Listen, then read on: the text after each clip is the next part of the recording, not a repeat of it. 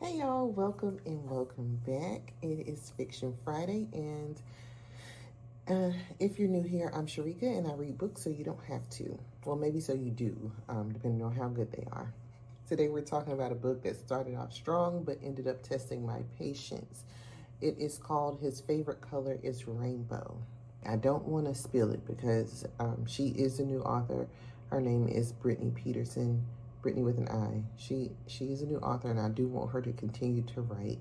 I do want you guys to support the book or the author. Maybe not this one. She does have another book out there that I am going to read.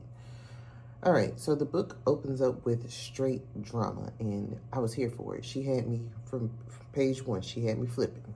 So Rainbow is our main character, and she finds out that her best friend, LaShayla, has a whole baby by her man, Antonio. By Rainbow's man, Antonio. Not only that, she didn't even find out from them. She found out because somebody left a note in her mailbox, like, paternity court or something. An anonymous person left it in her mailbox. So she goes over to confront her friend, and the friend didn't deny it, didn't really care about her feelings. So naturally, Rainbow is devastated. She drives off all emotional. She literally runs into a tree, and she wakes up in a hospital with two surprises. One, that she survived the crash because, she thought she was gone. And two, she's pregnant. Plot twist. All right, so enter Kingston. Kingston is the stranger who saved her when she wrapped her car around that tree. So he comes back to the hospital to check on her, and there's a connection, and boom, they're dating. So far it had me locked in. So I was like, okay, thumbing through my Kindle pages. And then the book just flatlines. After those first few chapters, it felt like all the energy just left the building. We got stuck in this loop, this boring loop of everyday stuff, like characters going to the store, talking about nothing, side characters popping up with pointless conversations. The conversations weren't moving the plot. They were unnecessary. And it was like filler episodes of a TV show that you didn't ask for. I kept thinking, so something's about to happen. Like, it's going too well. Something's about to happen. But nope. By the time I hit 73%, I couldn't do it anymore. I couldn't take another boring conversation. I couldn't take another pointless scene, any more scenes that didn't move the plot forward. I don't know. I feel bad because I wanted it to be good. But then I went back and I read, because I don't read Amazon reviews before I read a book. I like to develop my own opinion.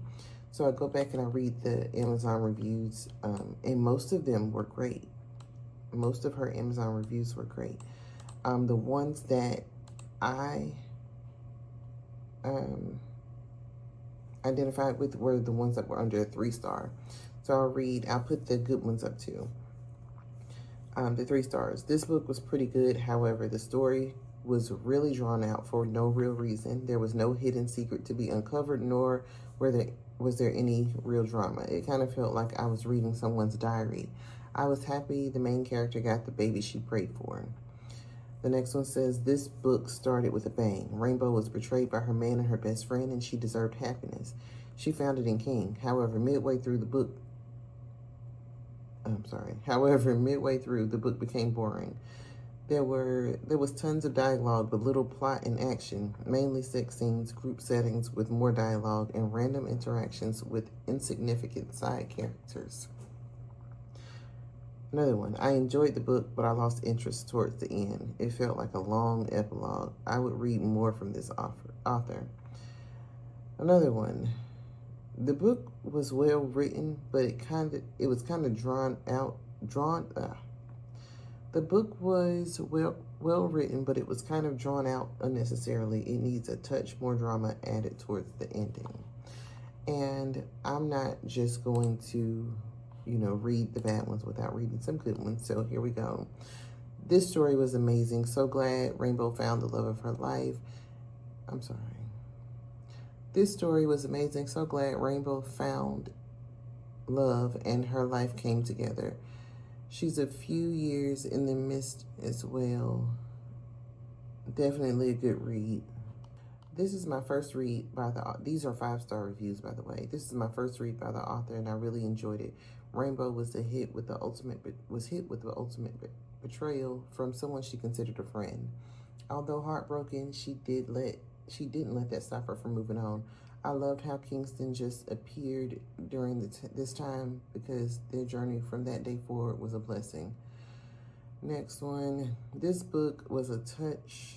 What am I doing? This is what I mean. This book was such a great story with 2 main characters. I'm definitely looking forward to reading more by this author. This book was such a great story with the 2 main characters.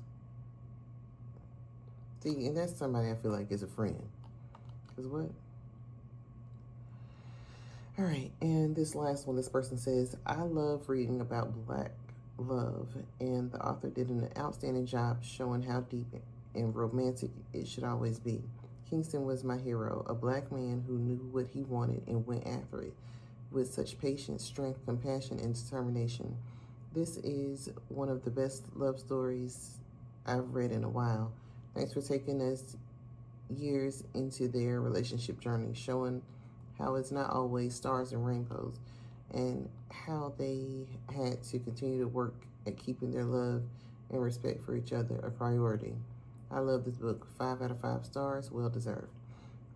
Okay, so my rating, my honest rating, is going to be 2 stars, and it's not the writing. There were a lot of mistakes in the book, but that's normal for a first-time author. I plan on writing a book one day, and I know my first one is going to have mistakes. I just know it is. I'm going to send it to editing. I'm going to, but it's still going to have mistakes in it. I'm not even counting off of that because they weren't mistakes where I couldn't figure out what it was supposed to be. They were just, a little bit of, grammar, punctuation, if you will. It was just because the story lost its plot after they got together.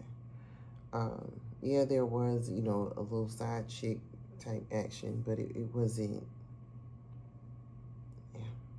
it lost it. Brittani Peterson has the potential to write and then I just realized this book says Jessica Watkins presents. I've never read Jessica Watkins, I don't believe.